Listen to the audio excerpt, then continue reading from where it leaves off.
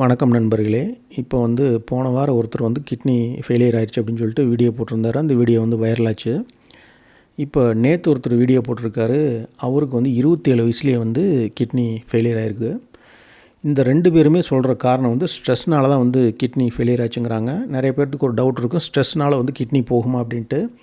தாராளமாக போகிறதும், தாராளமாக கிட்னி ஃபெயிலியர் ஆகும். ஒன்ஸ் உங்களுக்கு ஸ்ட்ரெஸ் ஏறிச்சு அப்படின்னா கார்ட்டிசோல் ஏறும். ஒன்ஸ் கார்ட்டிசோல் ஏறிச்சு அப்படின்னா பிளட்டில் குளுக்கோஸ் ஏற்றி விட்ரும். குளுக்கோஸ் அளவுக்கு அதிகமாக ஏறுறப்ப கிட்னி அடி வாங்கிடும். அதே மாதிரி கார்ட்டிசோல் என்ன பண்ணணும்னு கேட்டிங்கன்னா, ஒன்ஸ் ஸ்ட்ரெஸ் மூலமாக கார்ட்டிசோல் ஏறுது அப்படின்னா பிளட் ப்ரெஷரையும் ஏற்றி விடும். பிளட் ப்ரெஷரும் குளுக்கோஸும் அளவுக்கு அதிகமாக போகிறப்ப அங்கே டைரெக்டாக கிட்னி போட்டு தள்ளிடும். இதுதான் இவங்க 2 பேர்த்துக்கு நடந்திருக்குது. இப்போ இந்த காட்டுற இடம் பார்த்திங்கன்னா கம்சியா தொழிற்பேட்டை. எங்கள் வீட்டிலேருந்து ஒரு 4 கிலோமீட்டர் பின்னால் இருக்குது. இங்கே ஏகப்பட்ட வடக்கிலிருந்து வந்த தொழிலாளர்கள் இங்கே வேலை செய்கிறாங்க. குறிப்பாக இந்த பீகாரி, பெங்காலிஸ் 2 பேருமே 2 ஸ்டேட்லேருந்து வந்தவங்க இங்கே நிறைய வேலை பார்க்குறாங்க. வெஸ்ட் பெங்கால், பீகார்லேருந்து வந்தவங்க. இவங்க பார்த்திங்கன்னா ஒரு 5 வருடங்களுக்கு முன்னாலெல்லாம் எப்படி இருப்பாங்கன்னா, சம்பளம் ஒரு நாளைக்கு இவங்களுக்கு 500 ரூபா, ஓட்டி பார்த்தா 250 ரூபா, ஒரு நாளைக்கு ஒரு 700 ரூபா சம்பாதிப்பாங்க. மாதம் 20,000 ரூபா சம்பாதிப்பாங்க. அதிகமாக செலவு பண்ண மாட்டாங்க. செலவு பண்ணாமல் சிக்கனை பிடிச்சி அந்த பணத்தை சேர்த்து ஊருக்கு அனுப்புகிற வேலையை தான் இங்கே பார்த்துக்கிட்டு இருந்தாங்க. இப்போ இவங்க பீகாரிகளும் பெங்காலிகளும் இப்போ சமீப காலமாக நான் அப்சர்வ் பண்ணுறேன்னு கேட்டிங்கன்னா, கடந்த 2 வருட காலமாக டெய்லியும் குடிக்க ஆரம்பிச்சிட்டாங்க. பீகாரிகளும் பெங்காலிகளும் முதல்ல குடிக்கவே மாட்டாங்க. எப்போது வாரத்துக்கு ஒரு தடவை, 15 நாளைக்கு ஒரு தடவை குடிப்பாங்க. ரேர் கேஸில் தான் இவங்களை ஒயின் ஷாப்பில் பார்க்க முடியும்.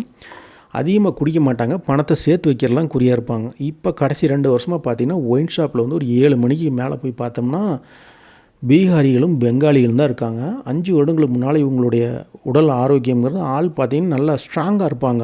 பார்த்திங்கன்னா ஒரு மூட்டையை தூக்கி 10 மூட்டையை அடுக்கு அப்படின்னா சடச்சன்னா அடுக்கிடுவாங்க. அந்தளவுக்கு நல்ல உடல் பலத்தோடு ஆரோக்கியமாக இருந்த பெங்காலிகளும் பீகாரிகளும் இப்போ 2 வருஷமாக பார்த்திங்கன்னா டெய்லி குடிச்சு லிவர் எல்லாம் அடி வாங்கி அவங்களால கண்டினியூவாக பேசவே முடியல. மூச்சு திணறிட்டு நடக்க முடியாமல் ஒரு மாதிரி நோஞ்சானா இப்போ எங்கள் ஏரியாவில் இருக்காங்க. இது பார்த்திங்கன்னா கிட்டத்தட்ட இந்த ஏரியாவில் கிட்டத்தட்ட ஒரு 100 ஃபேக்ட்ரிஸ் இருக்குது. இங்கே ஓரளவுக்கு எனக்கு நிறையா ஃபேக்ட்ரிஸ் எல்லாமே பழக்கம் இருக்குது. எங்கள் ஊருக்காரங்க வேலை செய்கிறாங்க, எல்லா வகையிலையும் பழக்கம். பார்த்தா எல்லாம் நோஞ்சானா இருக்காங்க. அதுக்கு முக்கியமான காரணம் டெய்லி குடி தான் ஒன்று. இன்னொன்று பார்த்திங்கன்னா ஆஜம்கர்லேருந்து ஒரு குரூப் இங்கே வேலை பார்க்குறாங்க.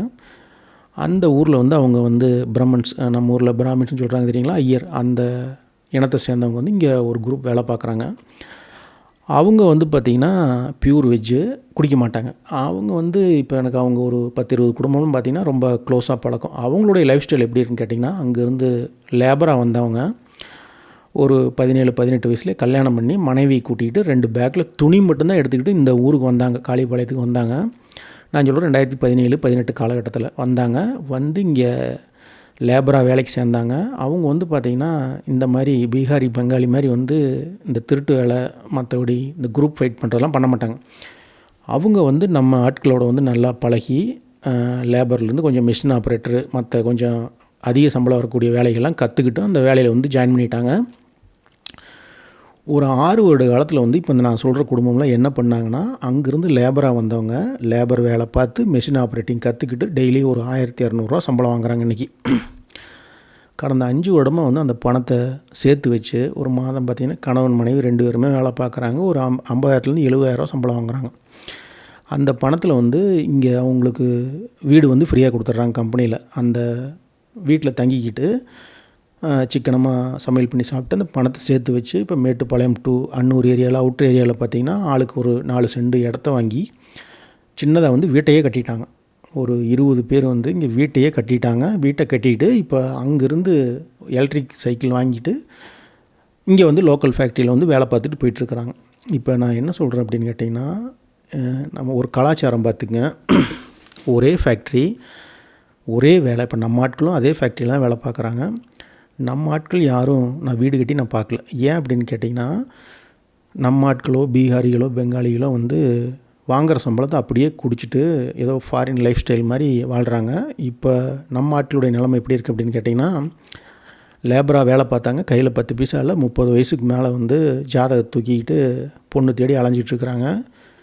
ஆஜம்கர் யூபியிலேருந்து நம்ம ஊருக்கு மொழி தெரியாத ஒரு இடத்துக்கு மொழியை கற்றுக்கிட்டு வேலையை கற்றுக்கிட்டு பணத்தை சிக்கனமாக சேமித்து அவங்க கடின உழைப்பால் இங்கே வீட்டை கட்டி ஆதார் கார்டு பேன் கார்டெலாம் வாங்கி குழந்தைகள்லாம் வந்து இங்கே பால்வாடி இங்கே நம்ம பால்வாடிக்கு போய் என் பையன் படிக்கிற அதே ஸ்கூலில் தான் வந்து அந்த நான் சொன்ன யூபியிலேருந்து வந்தவங்க பசங்களும் படிக்கிறாங்க.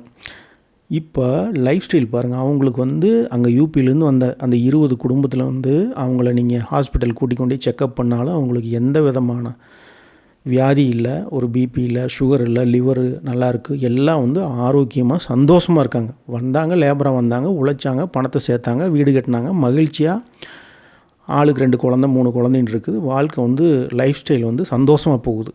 அதே ஃபேக்ட்ரியில் அதே வேலை செஞ்ச நம்ம ஆட்கள் வந்து டெய்லியும் குடித்து ஒவ்வொருத்தரும் லிவர் அடி வாங்கி ஒவ்வொருத்தரையும் பார்த்தோம்னு வச்சுக்கோங்களேன், இந்த டிவிலாம் காட்டுவாங்கள்ல 3 கொலை பண்ண கொலகாரம் அப்படிங்கிற மாதிரி ஒரு அந்த முகத்தை பார்த்திங்கன்னா நம்ம ஆட்களோட முகம் நான் சொல்கிறதுக்கு வெக்கமாக இருக்குது, விகாரமாக இருக்குது. இப்போ நைட் ஷிஃப்ட் பார்த்தாங்கன்னா பகலில் குடிக்கிறாங்க, பகல் ஷிஃப்ட் பார்த்தாங்கன்னா நைட்டு குடிக்கிறாங்க.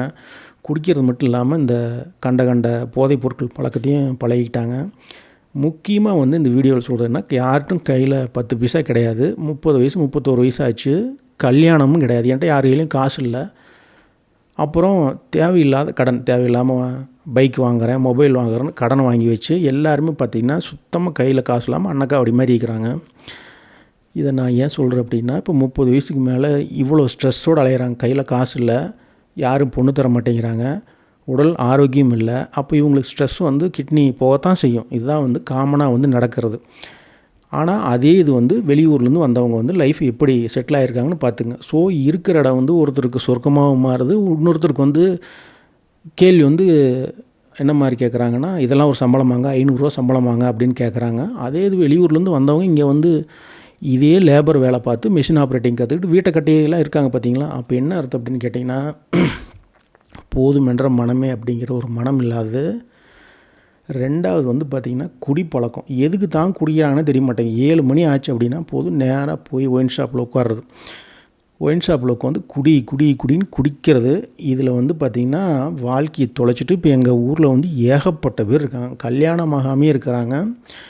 இப்போ ஒரு 6 மாதத்துக்கு முன்னால் கல்யாணம் ஆகாத ஒரு பையன் வந்து தற்கொலை பண்ணிக்கிட்ட. அப்படி என்கிட்ட பொண்ணு போய் கேட்ட இடத்துலலாம் வந்து வீடு இருக்கா, கையில் காசு எவ்வளோ வச்சுருக்குற அப்படின்னு கேட்குறாங்க. ஏன்னா பொண்ணு கொடுக்குறவங்க கேட்கத்தானே செய்வாங்க. கையில் ஒரு 1,00,000 ரூபாய் வச்சுருக்கிறியா, பொண்ணை கொடுத்து நாளைக்கு ஒரு எமர்ஜென்சினா நீ என்ன பண்ணுவேன் அப்படிங்கிற மாதிரி. ஸோ வாழ்க்கை முறை வந்து கண்டிப்பாக வந்து ஒரு வேலைக்கு போங்க, நல்லா ஆரோக்கியமாக வேலைக்கு போகிறப்ப பணத்தை சேர்க்கணும், முக்கியமாக உணவு பழக்கம்லாம் நல்ல பழகணும் அப்படிங்கிற ஒரு புரிதல் இல்லாதனால தான் வந்து இதெல்லாம் நடக்குது. அடிக்கடி அதே மாதிரி இந்த கிட்னி ஸ்ட்ரெஸ்னால் ஃபெயிலியர் ஆனால் நான் தேடி பார்க்குறப்ப வந்து கர்நாடகாவில் வந்து ஏகப்பட்ட பேருக்கு இந்த பாதிப்பு இருக்குது. ஸோ வேலையோ இடமோ அது வந்து ஒவ்வொருத்தருடைய பார்வைக்கும் ஒவ்வொரு மாதிரி தெரியும். வெளியூர்லேருந்து வந்தவங்களுக்கு சொர்க்கமாக தெரியுது, சொர்க்கத்தில் வாழ்கிற மாதிரி வாழ்கிறாங்க. உள்ளூர்காரங்களுக்கு வந்து இதெல்லாம் ஒரு சம்பளமாக, இதெல்லாம் ஒரு வேலையான தோணுது. ஸோ ஒரு பார்வை தான். ஸோ இருக்கிறத வச்சுக்கிட்டு சந்தோஷமாக இருங்க, ஸ்ட்ரெஸ் அடிச்சுக்காதீங்க. கிட்னி போகிறது மட்டும் கிடையாது, உடல் ஆரோக்கியம் கெட்டு கண்டிப்பாக வந்து உயிரே போயிடும். நன்றி, வணக்கம், வாழ்க வளமுடன்.